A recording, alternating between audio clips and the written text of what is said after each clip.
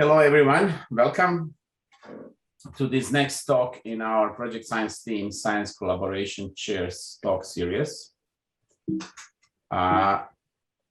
You requested a conversation about the SCOC process and in particular about the third, oh, sorry, it's the second SCOC workshop. I have error in my slides. It's the second SCOC workshop that is coming up in a couple of weeks. And there are some requests for information for you. So I think that's the most important part of this presentation today.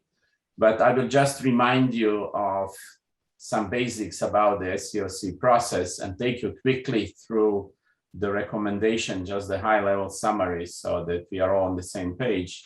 Some of you may have seen some of these slides at the last PCW, but I definitely see a few new places on this talk, faces on this talk.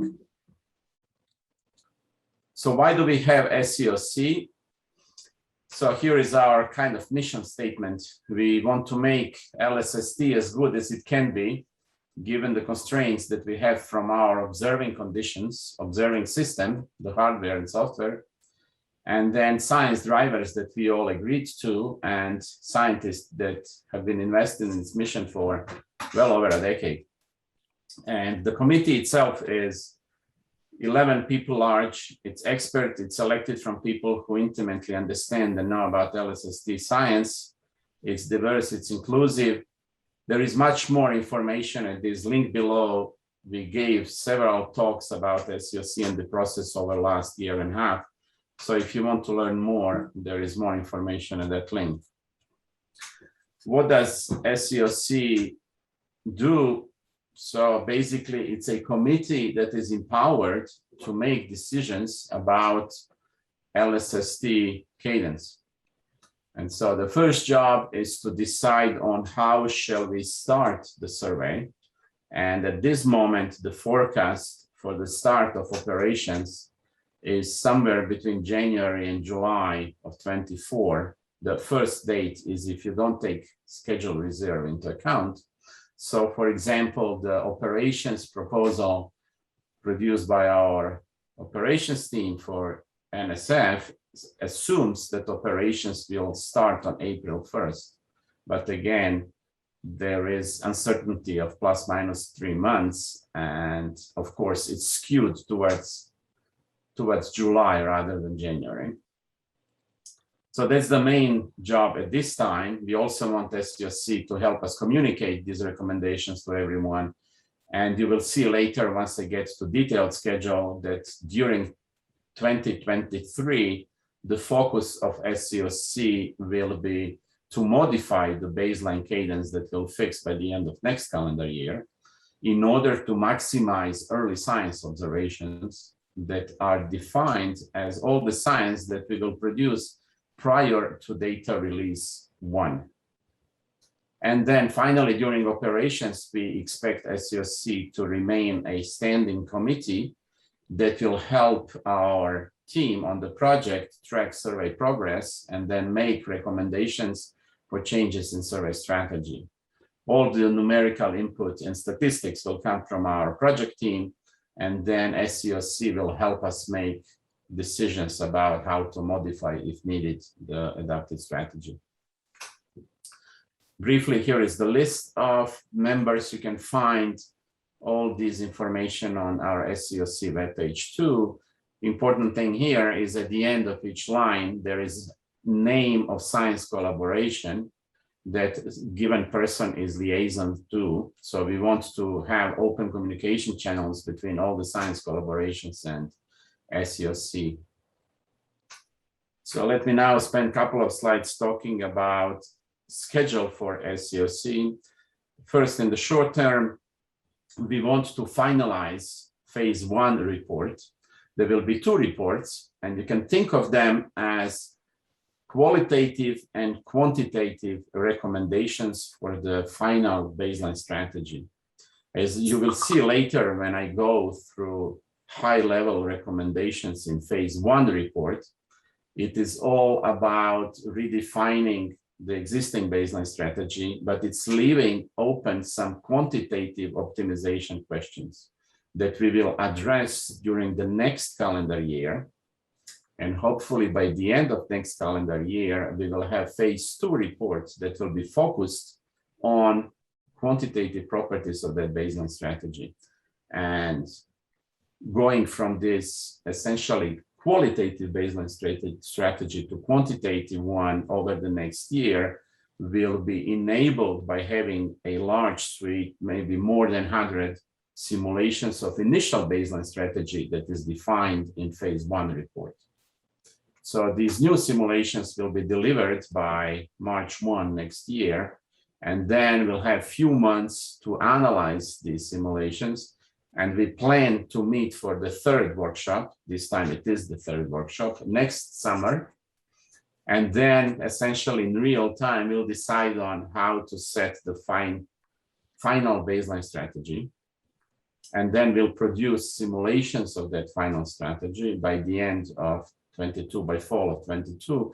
And then people will have entire 23 to further analyze and look for any fundamental problems that may exist with that strategy or things that can be improved.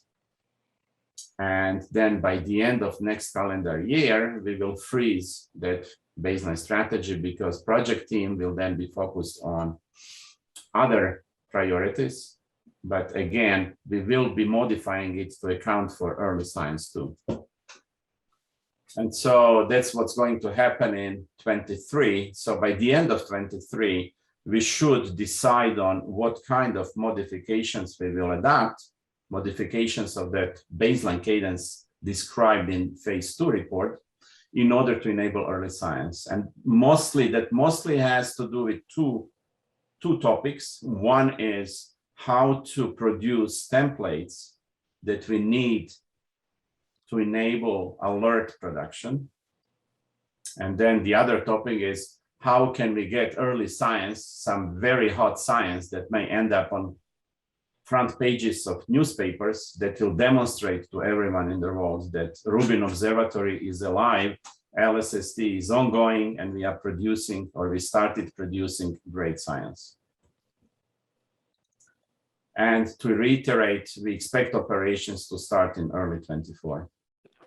Excuse me.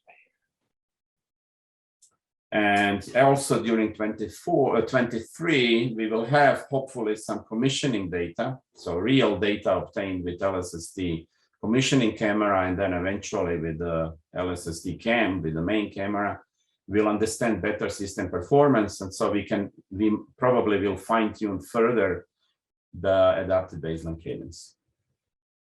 So let me now tell you a few words about draft phase 1 report, what kind of recommendations SCOC made so far. Our input was based on community input in form of cadence notes. There were 39 of them. It was a fantastic response by the community. We are very thankful to all the cadence notes co-authors. It was extremely valuable information for SCOC, and we highly appreciate it. And we hope that this engagement of the community, of our stakeholders, will continue through the remainder of this optimization process. So this phase 1 report has been public. Its draft has been public since PCW, since August. And after this workshop that we will talk about today, after this workshop, after collecting information from the community, we will finalize it and deliver to the operations director, that's Bob Blum, by the end of this calendar year. And so that report will then define the final concluding round of survey cadence simulations. Its last section is already talking about this. And so this baseline strategy that we want to freeze by the end of next calendar year will be based on these new cadence simulations that are defined in phase 1 report.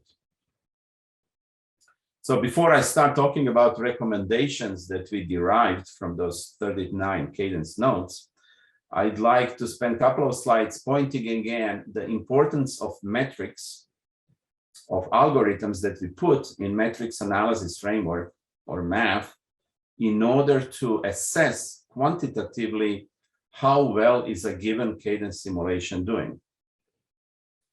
And the main point here is that if your new code that you may be working on and want to add to math, if it's not delivered to math by the end of this calendar year, it risks not being included in phase 2 deliberations. And the reason is that we want to deliver these new simulations and math outputs, math analysis for them by March 1 of the next year. So those 2 months, January and February, we need to run the code. So the software has to be finalized by the end of this calendar year.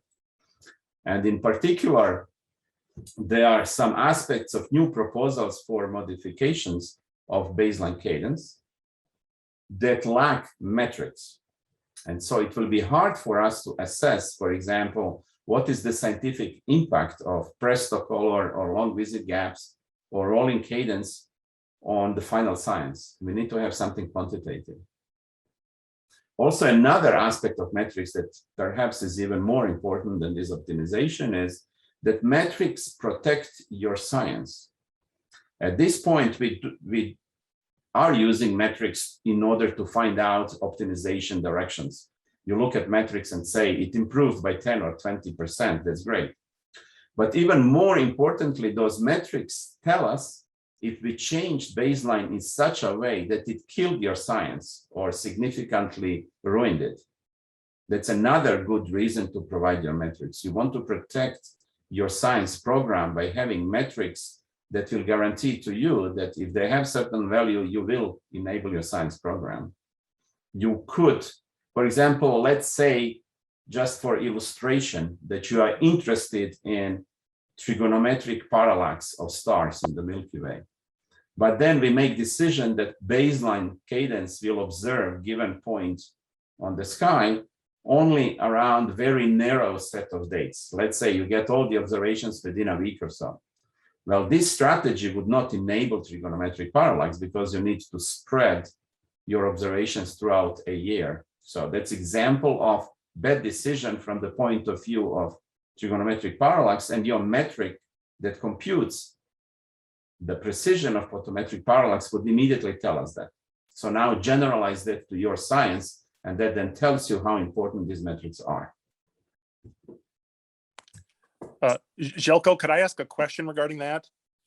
Please do. This is good stopping point. Okay, so there are a lot of good folks in my science collaboration who have, I think, genuinely valuable ideas for metrics, and you're probably aware there's this large spreadsheet, a Google spreadsheet, where people have written out probably approaching 100 metrics, not in code but in descriptive language. So these are well-considered metrics that have been, have significant amount of intellectual work behind them, but they're not expressed as code. And I fear there's going to be a real problem bridging that divide between good intellectual ideas and executable code, given the large number of folks who just simply don't have any funding to pursue real LSST work.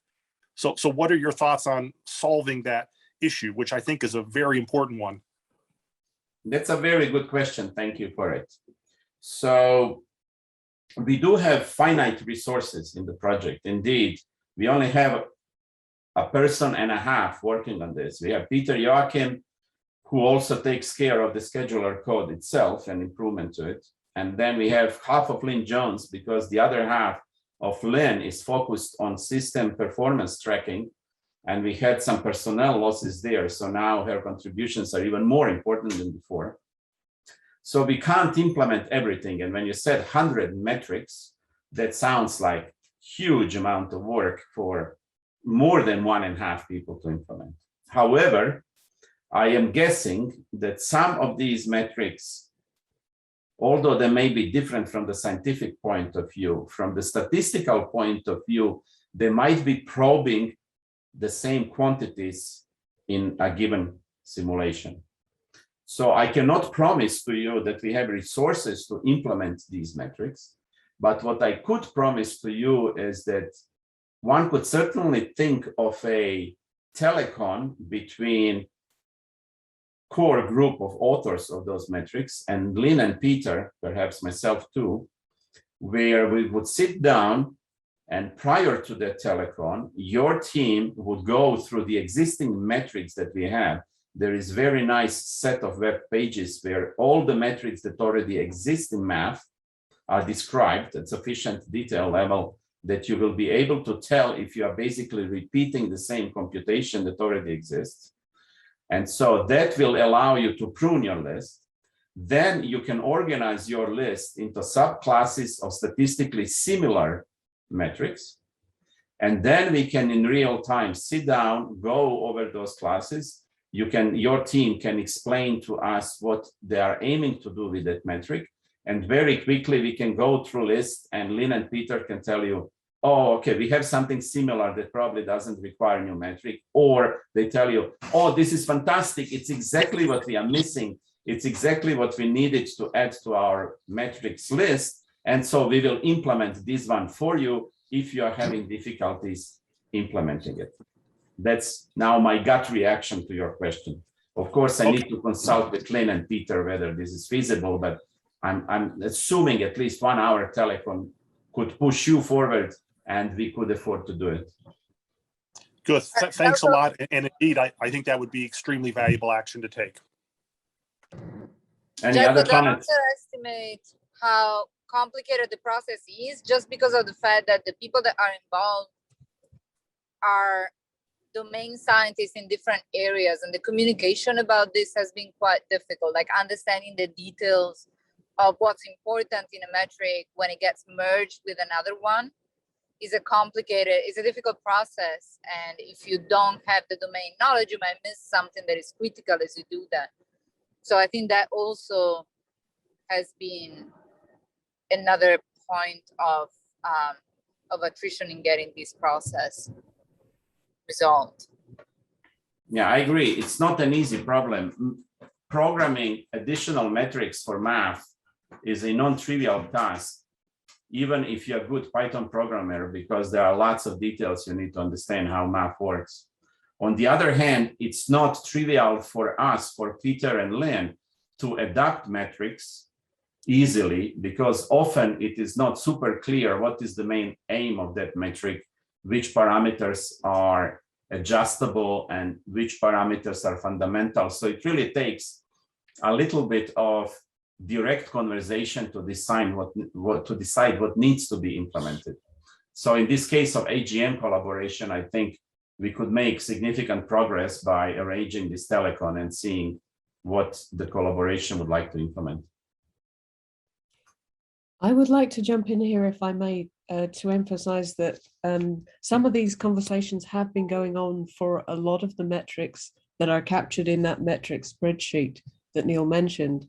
And Lynn and Peter have been fantastic, especially in engaging with certainly members from TVS, and I'm sure a lot of other people, on trying to get the metrics condensed into what really represents the community's needs and integrated with the math.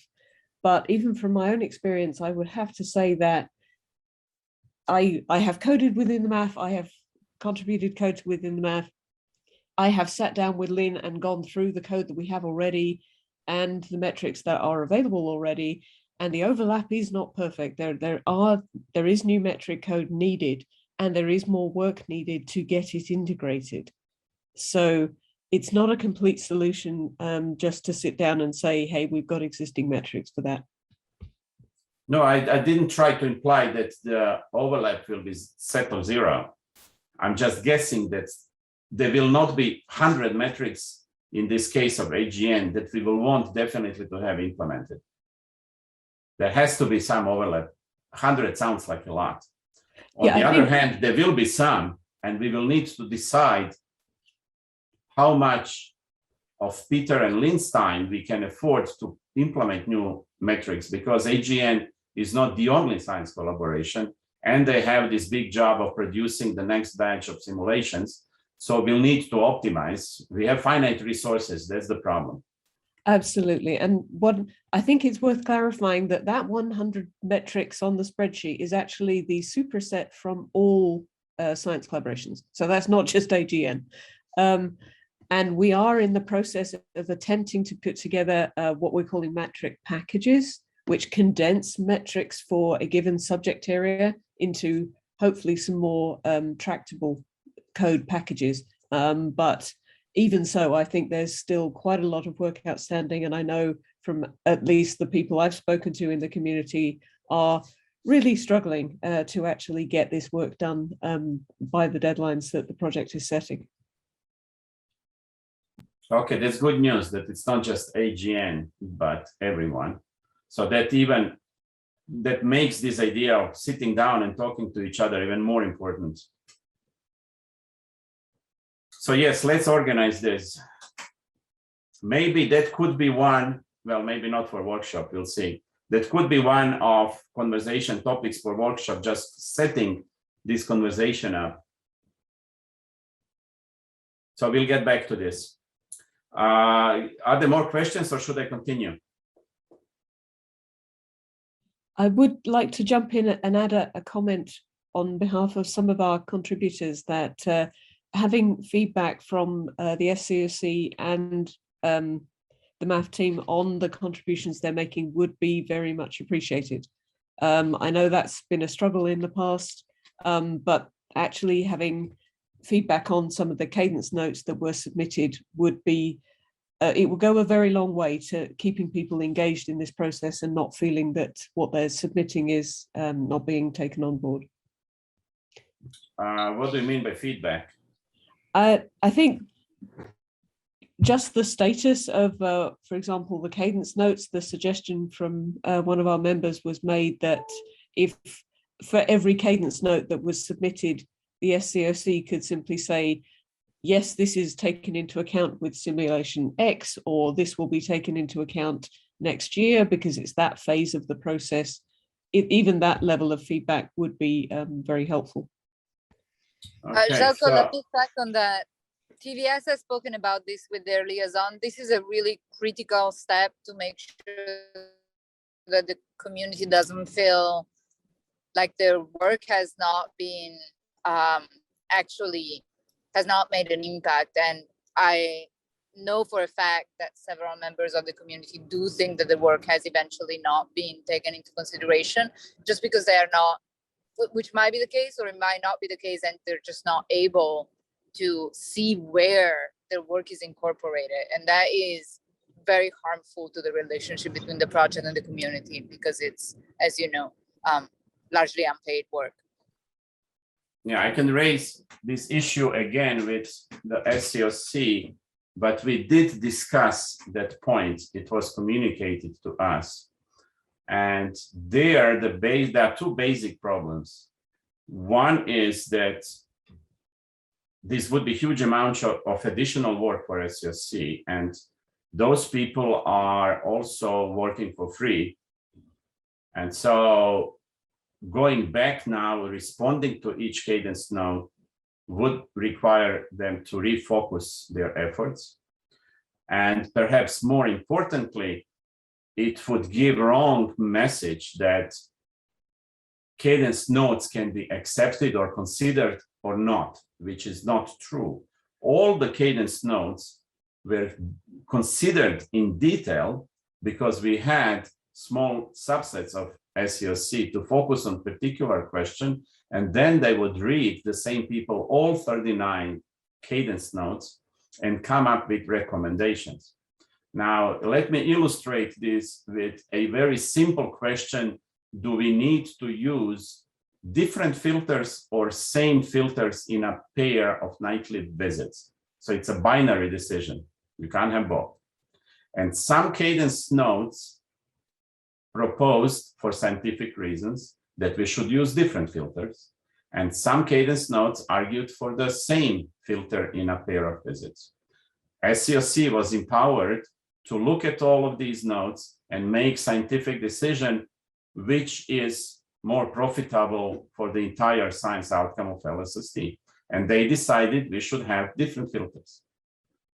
Now you could go back and explain or try to argue with authors of each Cadence note that proposed same filters, that it's really better for other reasons to have different filters, but you can already see this is now an almost open-ended process. It's almost like reviewing papers. We don't want to go in that domain to tell people, well, you submitted an idea, but you were overwritten by other Cadence nodes. We knew that it will happen. So first, it's extra work. Second, it gives very wrong impression about the whole process. Every Cadence node was useful, whether that proposal went into the final recommendation or not. And this is good example with filters. So I hope, Zeljko, yes? perhaps it could be, a solution could be to focus this on the metrics and have a response about whether the metric was implemented, whether it's already implemented in some other metric or was considered to be particularly similar to another metric, or whether the code has been embraced and is being run against the simulations.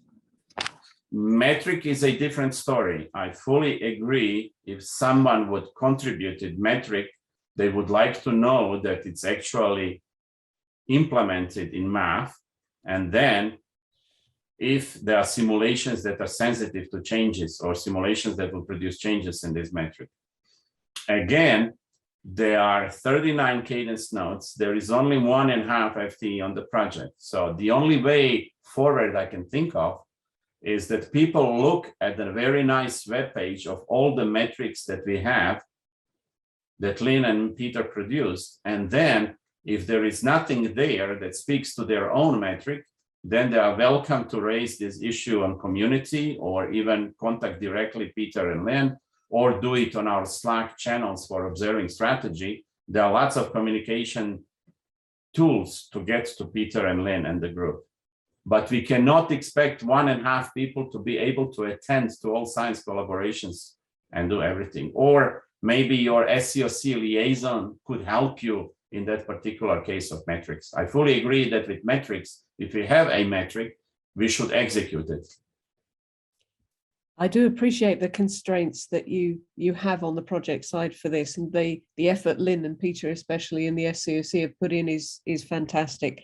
I think I want to emphasize that some of that effort is going on, and I have tried to communicate to our members that the SCOC has taken on board all of the feedback that we've given in. So I think it's I don't want to call it a PR issue, but a communications issue, just to make sure that the community do appreciate that, yes, you have read all of the Cadence notes, yes, you are taking them on board. I think the fact that hard decisions have to be made at some point is understood. And it would be easier for the community to accept if you say, we did consider this, even if you consider that as several topics, we had several Cadence notes that were in tension, and ultimately this was the decision. I think that is somewhat easier to accept than not hearing anything at all, or effectively not hearing enough. Okay, that's very useful input. So there are two things we can do. One is I will modify, these slides are basically my draft slides for the November workshop too, for the opening session. So I will make sure that I address this point in the slides, but then also we can distill some of these messages into an email that would go to all the authors of Cadence notes, that would again tell them what was the process, what happened with their Cadence note, how that information was used. But it will not be personalized. It will be one email that will send to all 39 teams. I think even that would be a greatly well received. Thank you. We can do that. Okay. Okay, excellent point. Yeah, we'll do so. Thank you. That's very useful. Are there more comments or questions? Okay, then I'll continue. So I will go relatively quickly through this phase 1 report summary, because the most important part of this talk comes at the end when I want to ask you for help. And I'd like to leave a few minutes for discussion about that. So this document is already public. It has 3 parts. If you're interested in simulations, that's the last part. If you are new to this problem and you want some background information, this is in the first part, and the actual recommendations are structured in the second part around the 7 questions, and that's what I'm going to run through now. So the first question was about footprint and whether we should try to increase it a little bit, because in earlier simulations we realized that when you look at some major metrics, like for example, number of galaxies resolved for weak lensing, which drives lots of cosmology, that we could increase footprint without losing galaxies. So if you go to larger footprint, then you get slightly worse seeing, which is bad for galaxies, and then you don't go as deep with galaxies, but you do get this larger, 10% larger footprint. So the number of galaxies for science remains the same. But there are other reasons why to have bigger footprint, like legacy, etc. So we thought it might be a good idea, and that's why we put this question in. That's probably the most important question of all 7. And the feedback was from many Cadence nodes that it's not so important to optimize the actual area at 10% level as it is to optimize the placement of that area. And so just to summarize, the old baseline was on the left side in my slide. The new baseline is the right footprint. You can see similarities, but also differences. The main difference is due to the fact that now we define the footprint by the interstellar dust extinction plus declination boundaries. So there is a whole notebook that Lynn developed in order to get this footprint. So whoever is very interested in how we arrived to this new footprint at the detail level can look at that notebook and get back to us. But basically the most important piece of information is that these are not anymore straight lines in galactic coordinates, but they are defined by limit on dust extinction. Of course, the angular power spectrum of dust extinction is much finer than the size of our field of view. So this is a little bit smoothed out various ways. So it's not truly dust extinction, but its starting point is dust extinction, and then we smoothed it out so that it corresponds roughly, that these wiggles in the boundaries are comparable to the radius of the field of view.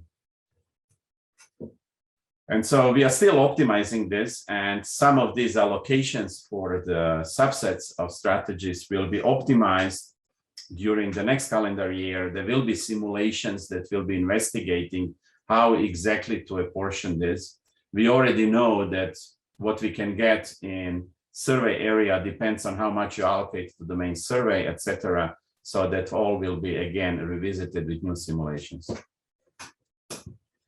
So then we said, if it turns out, as we are hoping for, that the performance of the system will be slightly better than we assumed, we are getting a little bit more throughput, and we believe that maybe we will be slightly more efficient in observing that initial estimates. So maybe we'll have 10% of extra time compared to our baseline design. Now, this is not guaranteed. This is still a bit of hand waving. We don't have all the hardware components in hand, and we don't know how software will behave. And most importantly, we don't know how efficient we will be in observing. And there we can so easily lose not just 10%, but many more percent due to inefficiencies of the actual system. But we asked what we could do with it. We got a number of excellent proposals that we termed microsurveys. They're of the order 1–2% on average. They add up to about 12% of time. That's a little bit too much to implement them all. But maybe if really system performs well, we could do it. So we decided that we'll simply produce new family of simulations to better understand quantitative trade-offs. And the main purpose is to have tools and understanding of behavior of all of this when we get real data in commissioning, that we can rapidly make decisions about changes to baseline cadence. So this is still based on simulations, and we still keep this option open that at least some, if not all, of these microsurvey proposals would be incorporated. Then we talked a little bit about the impact of readout noise on the limiting depth. That's especially important in the U-band. And so in the U-band, we decided it would be beneficial to switch to 1 snap for scientific reasons. It will also be good to thoroughly test our software so that we don't hard code 2 snaps in a visit into our software, but demonstrate during commissioning that we can process both single snap and multiple snaps in our visits. And then once we have real data, we will revisit whether we should switch to 1 snap in other bands. There, the main argument for having 2 snaps, there are 2 arguments. One is to be sensitive to rapid variability on these timescales of 10-20 seconds. And the other reason is to be efficient in finding cosmic rays by subtracting 2 snaps. And we shall see how scientifically important are those rapid transients, how many of them we detect. And for cosmic rays, there is a chance that we could do it morphologically because we have thick sensors and they don't look like they used to in other surveys like SDSS. There are only 1 or 2 pixels where cosmic rays, but they look like little worms in our CCD. So we might be able to find them efficiently just morphologically with 1 snap. So that will be revisited too, but at this point we are switching to 1 snap in U band. Then there were no strong arguments in any of Cadence notes to change the default per band allocation. So at this time it stays as it is. We already discussed this recommendation that we have different filters in pairs of visits. We don't know yet how exactly we would combine them. So there will be a whole set of new simulations that will explore various possibilities. And then hopefully we'll be able to decide which one is the best for science using metrics when these simulations become available next year. Then there was a question about rolling cadence scenario. That's an exciting idea, but we still believe we can improve implementations that we have so far in simulator. So far, the results are promising. The simulations do what we wanted them to do. In particular, they can compress data points in time for a subset of the area on sky, which greatly helps with transients that vary on monthly timescales. And that's especially important for supernovae and especially for cosmological supernovae, which is one of the major science drivers. So we need to further optimize what we have in our scheduler.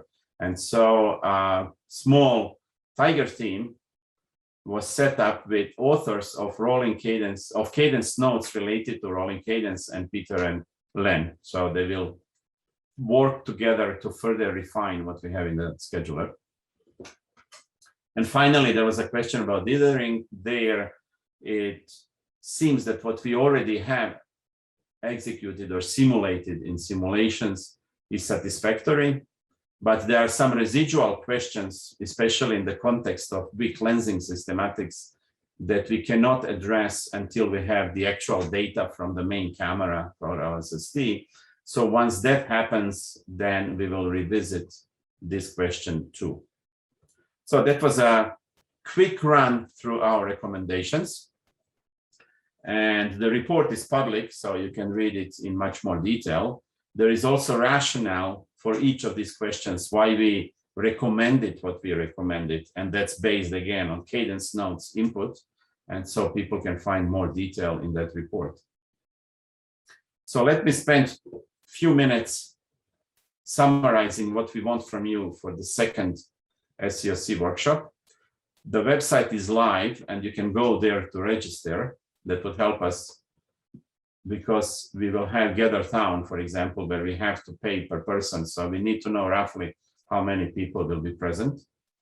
Deadline is coming soon, so please do register. And there is even more urgent deadline, November 1, where we would like to get 2 sets of inputs from science collaboration chairs. One is comments and concerns about draft recommendations that we just talked about.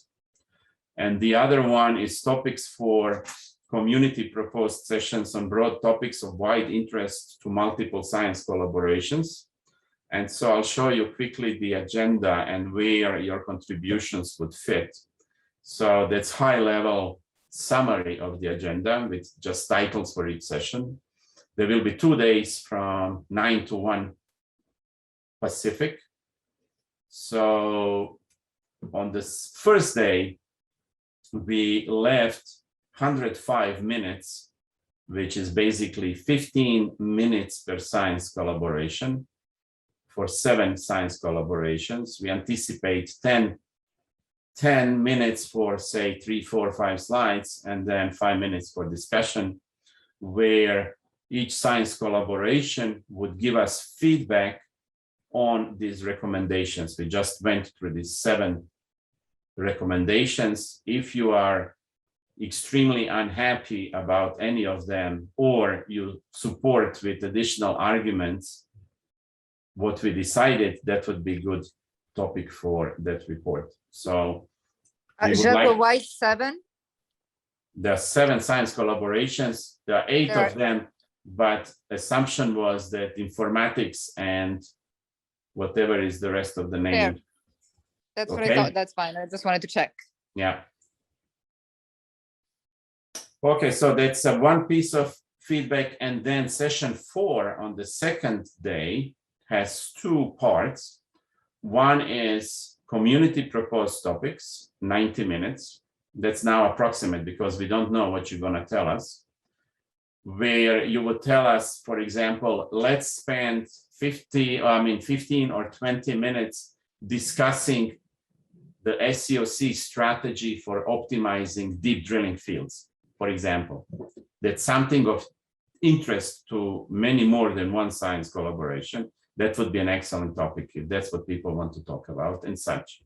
And then there may be individual contributions like we had last time at workshop 1, and that's what we call open house discussions. And there we could also come up with topics that we failed to address during workshop or anything along those lines. But it's basically open discussion at the end of the workshop. So what we care about is for you to prepare those 10 to 15 minutes presentations on behalf of your science collaboration by the time of workshop, and then give us feedback about these community proposed topics by November 1st. And so I'll stop here.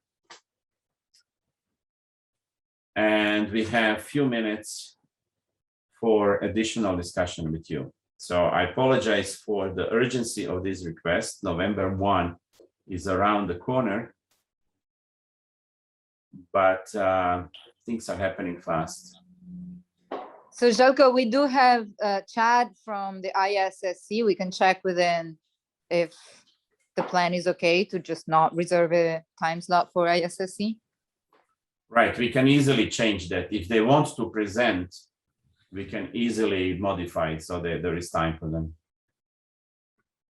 Good, So- and I see Chad's response in the chat. Yeah, you can read it there. Thank you.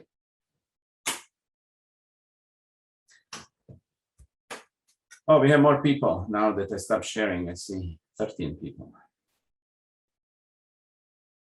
So thank you again for that suggestion to send something explicit to Cadence Notes authors.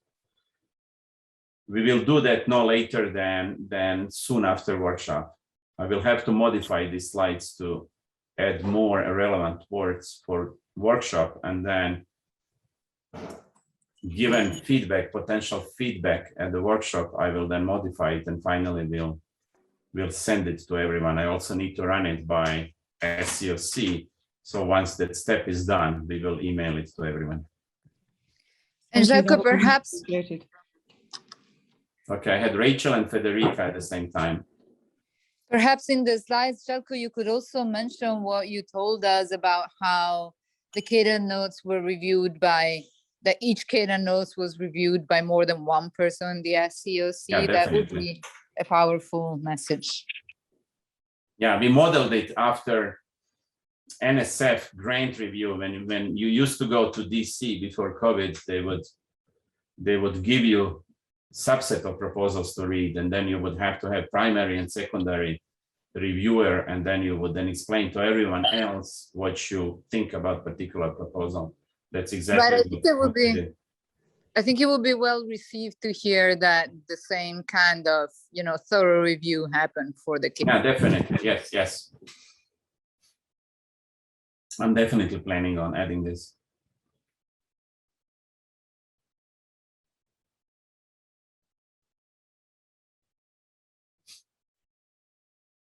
Again, these slides and the recording of our conversation will be posted to YouTube in few days when Zoom processes video. I was thinking in addition to the individual time slots for the science collaboration, perhaps somebody can discuss the spreadsheet and the intra-science collaboration work that went into it, that will go into it up until that point. I'm sorry, I didn't understand your point. So in addition to individual science collaborations presenting, maybe one time slot for somebody to present the aggregated spreadsheet, the one with 100 recommendations, and what work has been done to merge and find, and find overlap between the metrics there. Yeah, definitely. That is an excellent idea for this input community proposed topics. I suggested DDEFs as one example, but this is another excellent example to go over that spreadsheet and present to everyone what's in it, those 100 or so metrics. That would be an excellent idea for a topic.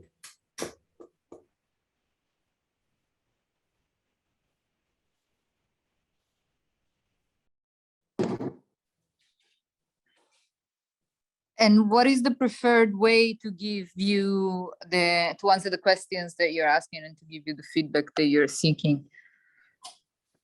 I believe, let me double check. I believe I said on Slack when I posted on Science Collaboration Chairs to send email to me.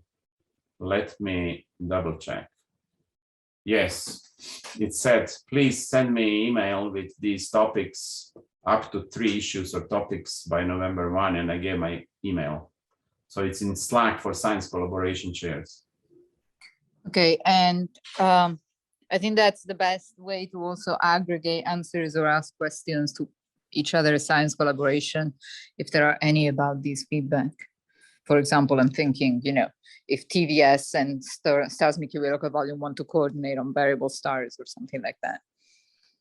Yeah, ideally, Science Collaboration Chairs would aggregate and send me one list, but given that it was a rapid response case by November 1, I wanted to spare you the need to coordinate, and I just said, send it to me, and then we'll extract topics for the meeting. As the coordinator, I very much appreciate that.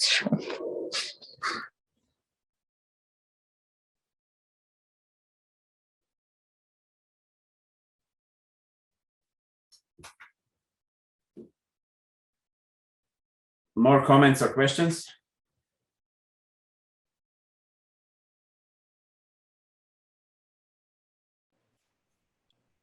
Just one. There was a there was a Slack message from Renee, a bit further downstream than I think your message, Zeljko, where she indicated a proposal from Desk for a session on DDFs. That's in Slack that everybody here has access to. It's also pasted in the bottom of these meeting notes if anybody wants to read it. Yeah, DDFs are a good idea. Now, if we allocate 90 minutes to this session, then we can't do anything else. Yeah. So I would say, let's wait until other people propose their sessions. And we already heard about one excellent other idea, those aggregated metrics. So if only those two were proposed, then we could do like 45 plus 45 or 60 plus 30 or whatever is the optimal split. If there are many more other ideas, then we'll have to modify accordingly. So DDF is an excellent idea, but we need to recognize that there are only 90 minutes allocated in the schedule for this. Now we do have another 45 minutes under open house discussions, so we could steal from there and just say 15 minutes for last random comments and add another 30 minutes to community proposed topics by you guys. So we do have some freedom, but let's wait until November 1 until everything comes in, and then I will probably jump on it right away And then whatever I have or whatever I think is doable, I will post on your Slack and ask you to comment on that draft proposal to modify agenda for the workshop. So you'll have another chance to see everything and comment if that's what you want to do. So just a very small note, if you add up the numbers that Renee put in there, the minutes, how many minutes each discussion piece would take, it's only 50, it's not 90. So it might be possible to just have it half of the 90 minutes DDF. And then Okay, half. okay. So Sounds good.